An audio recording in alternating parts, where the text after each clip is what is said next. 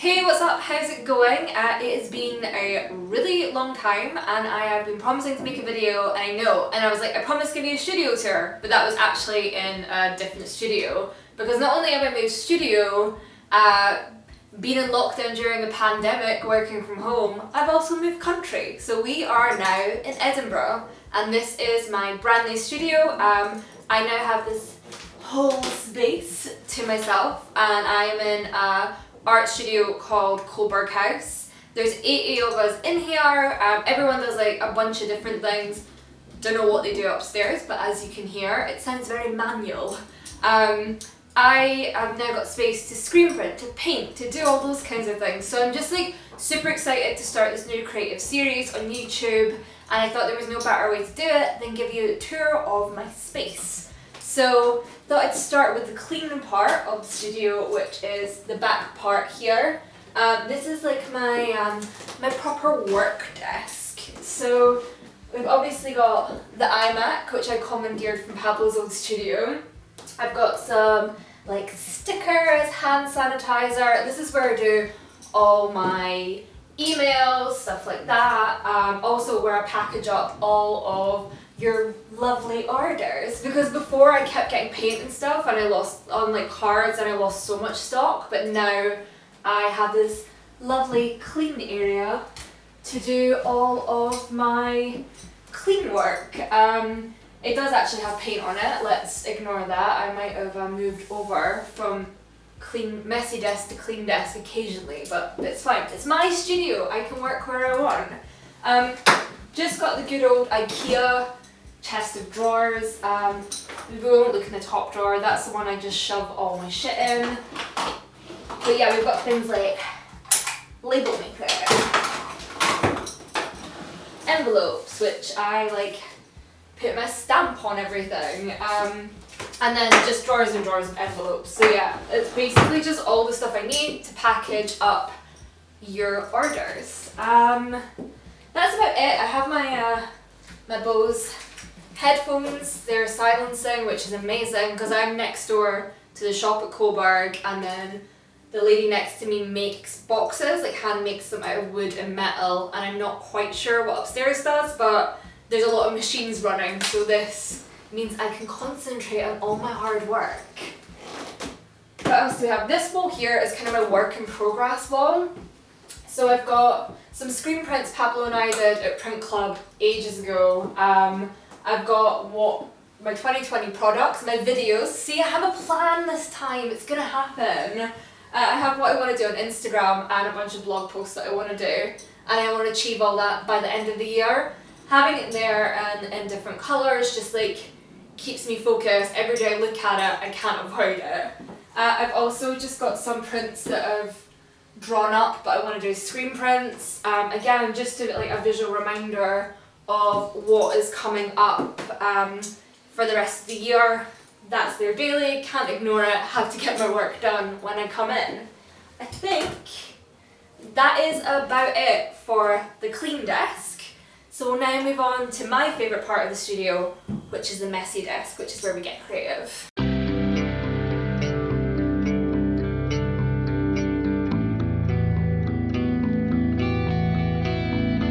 It's a desk where I get creative, I get messy, I paint, I draw, I do all that sort of stuff. This, in fact, is not a desk. This is a kitchen worktop from B&Q with some legs drilled into it. I'm all about functionality rather than it being pretty in the studio, and everywhere was sold out of desks. So we got creative, and yeah, just bought this. It was like £35 from B&Q, and it does the job grand. I've only had this for about a week, which you wouldn't think because it is already covered in paint. But that's what I like about the studio. I'm here to get creative. I'm not here to be like all clean or whatever.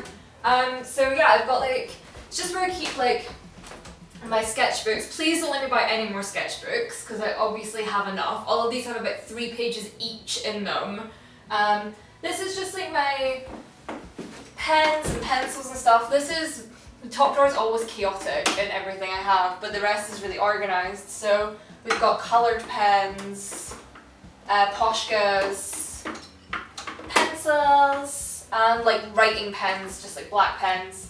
Another tin of pencils here, plenty of Sharpies. Oh, this arrived this week. This is like such a weird thing that I'm fully in love with. So this is G.F. Smith. This is where I get all my paper from. This is their entire paper collection for this year. It's like paper porn. So yeah, I got that this week. I apply every year and they're always like, no girl. And this year they emailed me, they were like, if you want one, just apply. I was like, oh my god, I made the cut. I finally made it. That's very exciting for me. This is just more paper samples from G.F. Smith because I'm planning to do a lot more screen printing this year. So I've got some samples in there, what I might like to use. These are just some like gloss varnish for when I was painting skateboards. I have no idea, whoops, I've got no idea why I bought fixative, but I obviously had a plan for it at some point. Those were my paintbrushes before I killed them. Just paints I've been working on. Print Club London is one of my favourite places in London. It is where I had a desk for a little while and where I learned how to screen print.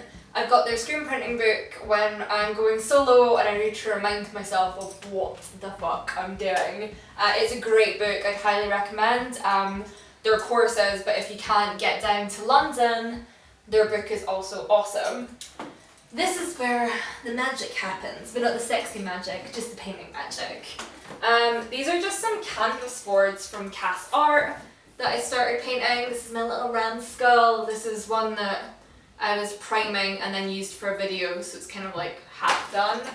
I'm planning on selling those on site soon or making prints out of them. I went for canvas board instead of traditional canvas because you can frame them or just hang them on the wall. They do bend slightly over time, but they're kind of like a nice alternative to like a proper big canvas and makes them more accessible for people. I think that's it for this little bit of the desk. This is my screen printing screens, and you're gonna be like, why do you have so many? And the answer is, I don't know. No, so I had 3 screens. 1 is for t-shirt, 2 is for screen prints. No, 2 are for t-shirts, 1 is for screen prints. I can't even remember. The 4th one I got, the girls that shared a space with me when I was at Yonder, they used to do like really cool stuff with film and TV, and they had a lot of props, and they had like an unused screen as a prop, and I was like, they were like, do you want it? I was like, yeah. And then these 2 I just got this week. In this studio, they don't have like screen printing facilities, and the Edinburgh screen the Edinburgh screen printers is still closed for the courses because you have to do a course to be able to print there. It's a whole thing, so I'm gonna have to print from here, which is why I got these screens. So one is a 55 point, that is for material, and one is 120, I think. That is for doing art prints. So they just arrived this week. This is my screen printing bed. It's on wheels. I think it's meant for like kitchens in IKEA, but I like the fact I can like move it around, put it in the middle of the room, plenty of room to print that way. And I've also just ordered a bunch of ink this week. I've got a whole bunch of like different colours down there. Basically I just went for primary colours and black and white, which like lets me do whatever I want. I did also get a special ink this week, which was the silver, which I'm really excited to use. It's so sad how excited I get, but there we are. Underneath I just have screen stripper, mixing buckets, I've got a heat gun, I've got some seconds of the t-shirts that I made that I actually really need to put on my website at some point because people keep asking me for them and I keep saying they're sold out, but actually they just weren't quite good enough to sell at full price, but they're still good, like they're still decent. And that's kind of it for Messy Desk. Oh, we have my cactuses, which I got a lot of names on Instagram for them, but I've still not fully named them yet. So if you have any really creative and interesting suggestions for what I should name the cacti, please let me know. If I can keep these alive, I'm gonna let myself get more plants, but this is a test because I'm not very green fingered. So yeah, that is a messy desk for just now. Hopefully I'll be creating a lot of new products there very soon.